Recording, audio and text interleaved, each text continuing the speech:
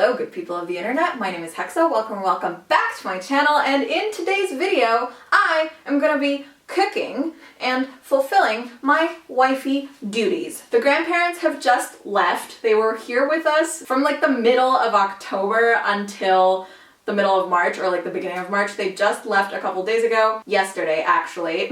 And while they were here, my grandma was doing most of the chores around the house. You know, we told her that she didn't have to, but she wanted to, so she did most of the cooking and the cleaning and the washing and everything. But now those responsibilities are back on my shoulders, and I thought, you know, I'm gonna do a vlog of me being a good housewife. I live with my mom and my little sister. My mom works full-time. I work from home kind of on a flexible schedule. So my mom does the working and the, you know, breadwinning and the stuff, and I try to do the chores around the house. Of course, my mom also does some and my sister does some, but you know, I probably slack on that stuff more than I should. So today I'm trying to do a good job. So for today's menu, I'm gonna be cooking a super simple, like 4-ingredient pea stew. And for dessert, the other day I watched a video from Rach Loves Life, and she did this video where she was testing out 2-ingredient recipes, and one of those was a kind of coconut-based 2-ingredient macaroon. Mine are gonna be a little bit more complex because I just want to add some more flavor in there, but I'm gonna try them and hopefully they turn out nice. So let's get started. So for the pea stew, all you really need is garlic, some red onion, canned peas, and canned tomato sauce or tomatoes, just regular canned tomatoes, or whatever you can find really. If you want, you can use white onions for this recipe, but I just prefer the red ones. I don't know. I have a bias towards red onions. I do not have any tricks. Do not come here for tricks. I'm not a chef or a cook. I'm just a person who sometimes makes food. One trick I do have though is I always like to have a trash bowl next to me when I'm cooking, just so that I can easily throw any scraps and, you know, stuff I don't need into it rather than having to open up the trash every time. So that's our onion. As you can see, it doesn't have to be super finely chopped, but just like also not huge chunks. Just gonna get a little bit of sunflower oil in my wok. You can also use a pot. Our big pot is dirty, so I'm using this. While I'm waiting for that oil to heat up, I'm also going to get the garlic ready. You want to be really liberal with the garlic. I think garlic is amazing and just adds so much flavor to anything. Anyways, it loses a lot of that spice in the cooking process, so you don't need to be scared of like putting too much in. 10 thingies, what are these called? 10 cloves of garlic over here. So we're just gonna crush them to get the skin off and slice. I think I crushed that a little too hard. I'm lowering the heat on the oil to a medium heat because I think it has started to heat up. Actually, I'm just gonna add the onions in right now and what I already have chopped from the garlic, because I don't want it to start burning or get too hot. It's probably already too hot. Yes, whoop! Probably want to avoid letting your oil get that hot, but you live and you learn. Sorry if it's a little loud. I've got the fan running. Okay, it's actually okay. Nothing's burning, so we're fine. Okay, I'm gonna finish up prepping the garlic while that cooks. Just add that in as I go. I'm gonna add about a tablespoon of sugar to this to help those onions caramelize a little bit, and because there's quite a lot of tomato sauce in this recipe, so just to kind of like neutralize the kind of, I don't know, acidic or tartness of those tomatoes. The onions and garlic seem to be cooked almost through, so I'm just gonna open up my can of tomato sauce and add that in. This is what I'm using. It says it's just tomatoes in tomato sauce, and I'm probably gonna try to break them up a little bit with this thingy in the cooking process. Whoops, splash zone. And I'm gonna add a little bit of water. I'm actually gonna add a second can of tomato sauce. This is actually pasta sauce, technically, but fulfills the same kind of function. Ooh, that smells really good. I think it's gonna add a good flavor to this. Again, just a little bit of water to kind of rinse off the inside of that can. We try to cook in large quantities in our family just so that we don't have to be cooking every single day. I mean, this is probably going to be enough for maybe 2 days. I'm also going to add the peas in now. This is a very, very large can of peas. So I'm just going to drain those and add in the peas. I was thinking about adding a second can of peas, but I'm not sure. This looks like it's probably enough. Mom, do you want to come check? No. Should I do one giant can of peas or 2 giant cans of peas? If you make it good and you want to eat from it twice, 1 can is enough. You think it's enough? Okay. All right, so we'll leave it at 1 can.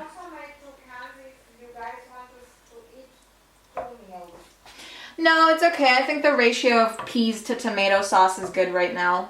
Time to add the salt and pepper. Decent couple of pinches of salt in there.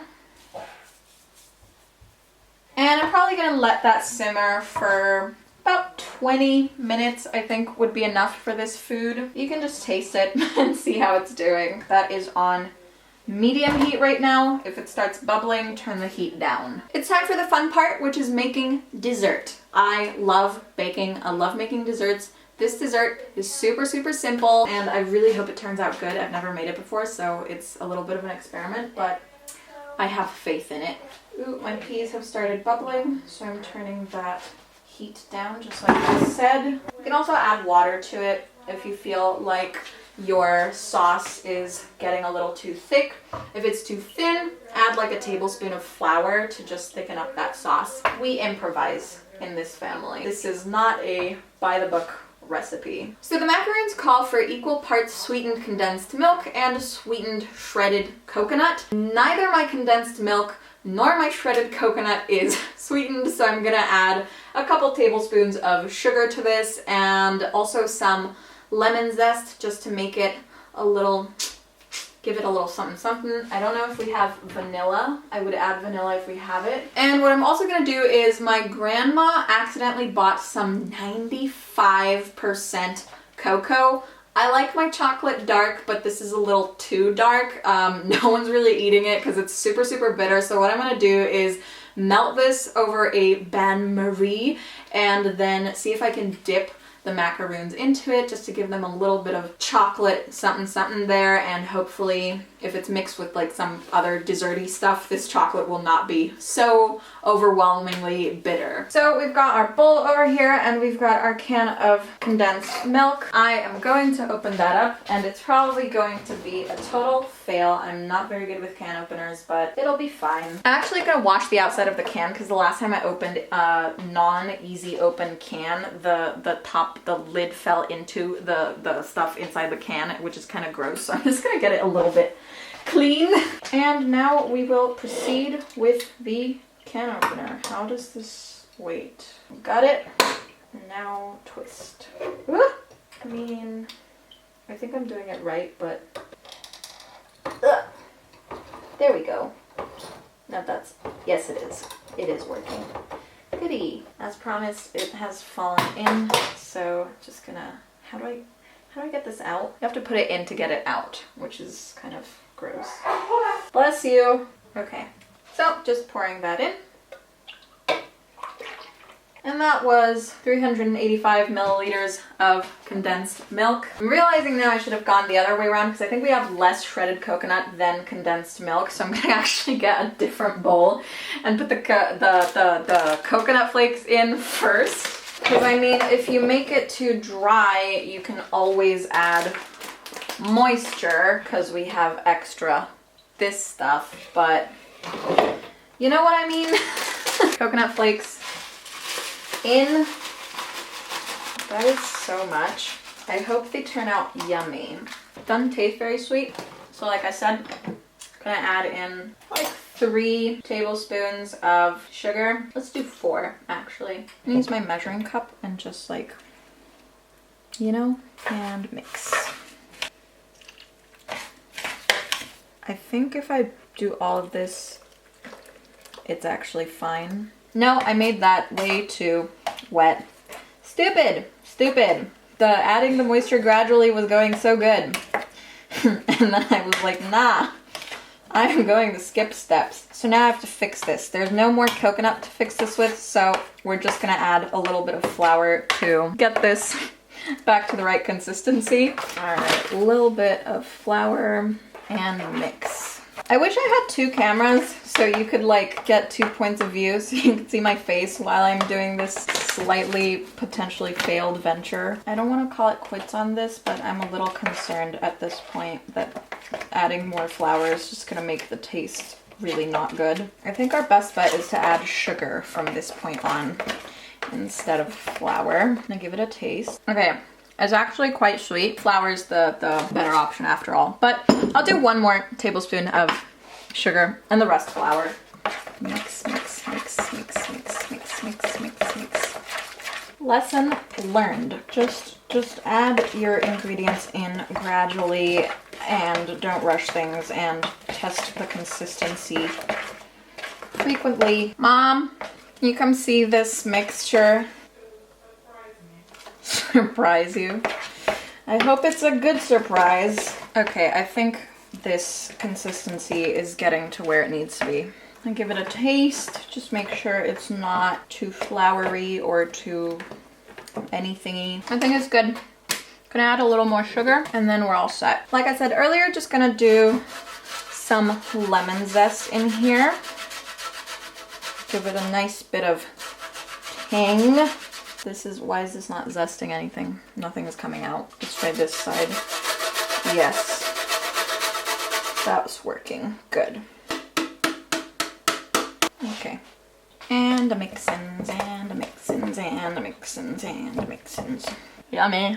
I totally forgot to preheat the oven because I am me and, you know, I didn't read the instructions correctly. My mom's talking on the phone if you hear background talking. I'm supposed to cook them at 350 degrees Fahrenheit. I don't know what that is in Celsius. Convert 350 degrees Fahrenheit to Celsius. 176. Okay, so 180 degrees. I'm gonna actually set it a little bit higher because I think that's fine. I'm gonna get my baking paper on here.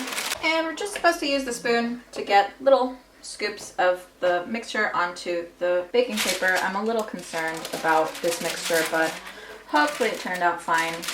These are not gonna be very pretty, but they might be good. And this does not want to stay the way it's supposed to. Very annoying. Oh, frick. I just got like a whole ass clump of flour. Oh, I think it's just from the side of the bowl. Okay, I thought I didn't mix it correctly. I did. It's just from the side of the bowl. It's fine. Oh, guess we're gonna do one there. Okay, we have a ton of the mixture left. Let's do some like smaller ones in between here. Because they're not like, there's no rising agent in these, so these aren't gonna expand. And I'm just gonna pop these in the oven for 20 minutes because the oven's still not super hot. It's supposed to be 15, but I think 20 will be better.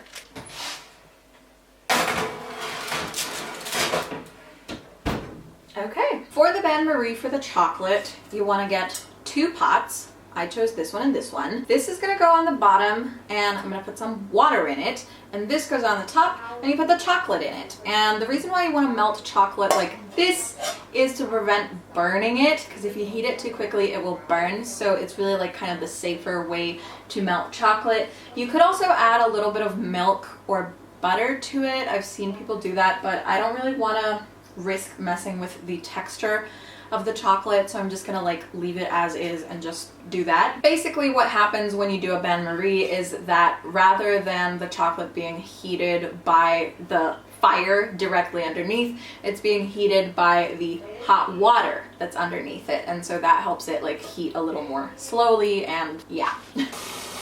This is what it looks like. At this rate, it's gonna take ages for the water in the bain-marie to heat up, so I'm just gonna switch the peas over with the bain-marie so that, because the peas just need to simmer, so they don't need a lot of heat. You get what I mean, because they're on the hottest thingy from the stove now.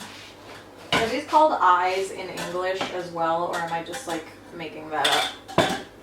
They are in Romanian, but I'm not sure about English. Switched. I want to taste my peas and just make sure they're not missing anything.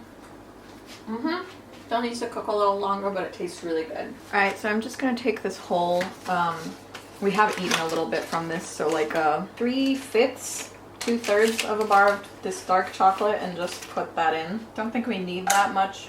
Don't know what we're gonna do with the rest, but we'll figure something out. Woo! I wanna just eat a little piece. Very bitter. Very, very bitter. The chocolate is already starting to melt, if you can see. Looks really good. Very happy with this melting technique. Our macaroons are not golden brown yet, so they're not ready. I am actually gonna add some sugar to this, I think.